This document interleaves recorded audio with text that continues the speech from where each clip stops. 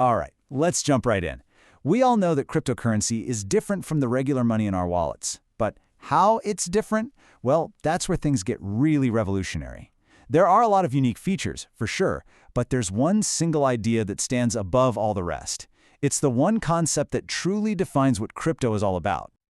So what is it? What's the secret sauce? What's that one core concept that makes crypto so fundamentally different from every other form of money we've ever seen throughout history?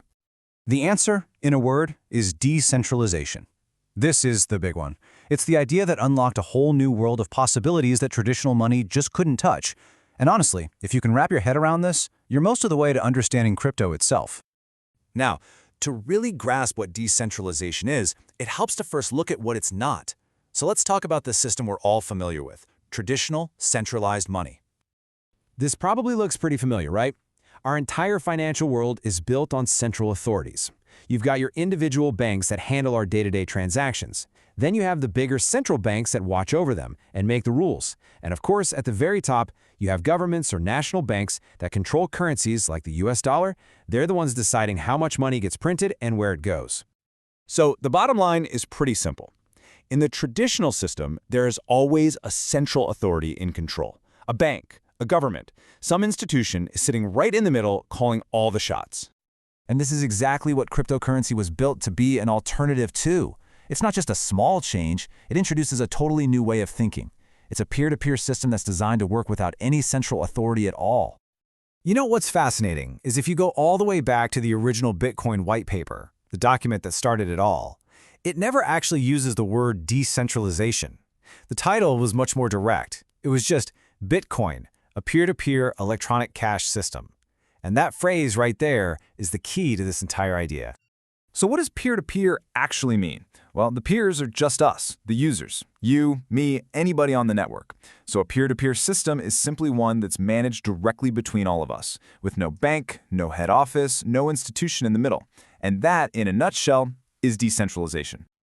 This comparison really makes it click. On one hand, you've got centralized money, which is managed by banks and governments. On the other, decentralized money is managed directly by its users. One system needs a central head office to function, the other runs on a global network of computers. And maybe the biggest difference of all, in one system, institutions set the rules, often behind closed doors. In the other, the rules are defined in transparent computer code that anyone can read. Okay, so this brings up a pretty logical question, right?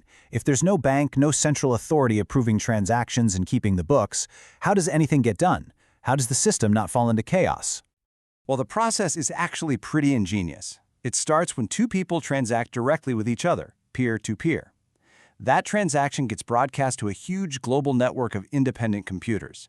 Now, the key here is that anyone can run one of these computers. They all use the same software, which means they all follow the same rules. They look at the transaction, and following the code, they collectively agree on whether it's valid. Once enough of them reach an agreement, what's called a consensus, that transaction gets added to a massive, shared, public record. And that secure communal record is what we call the blockchain. So that's the how of it.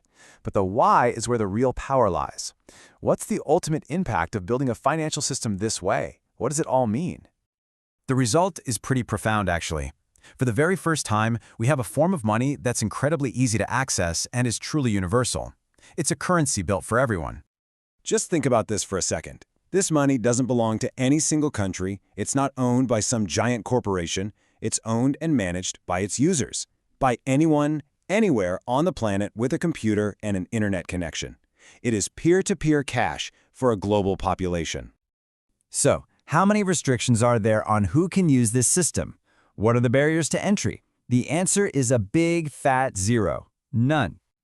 And this is what makes it so revolutionary. You don't need a bank account. You don't have to show identification documents to create a wallet. The network doesn't care what country you're from or who you are. All of those traditional barriers that have kept billions of people out of the financial system, they're just gone. Think about someone working abroad trying to send money home. Instead of paying crazy fees and waiting for days, they can send it directly, peer-to-peer, in minutes to a family member who might not even have a bank account. That's a game changer. So let's bring this all home. If you take away just one thing from all of this, what should it be? What's the fundamental shift here? Ultimately, it's this. Decentralization is all about removing the middleman. It takes the power and control that used to be held only by big institutions and puts those financial tools directly into the hands of people all over the world. And that leaves us with one final big question to think about. If money can be truly borderless, truly accessible, and truly for everyone, what does that change about our world? Think about it.